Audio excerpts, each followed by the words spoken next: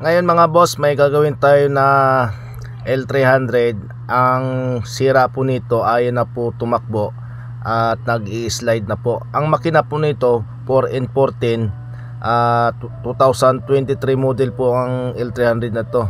Dahil nga po ayaw tumakbo, ang gagawin po natin nito, ibababa po natin tong transmission.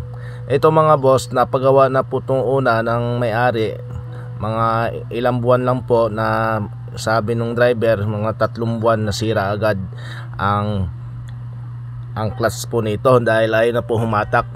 Ngayon po ibababa po natin tong transmission para makita po natin kung ano pong sira po, kung bakit ayaw na po siya humatak. At ngayon mga boss, na ibaba na po natin ang transmission, at ito nga po yung pinaka clutch disc nya.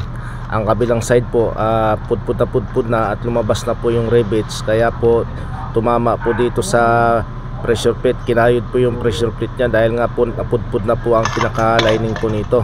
At ang release, tinatamaan po ng release bearing, ito nga po masyado malalim na. So ngayon mga boss, ito po yung bago na yung kakabit natin.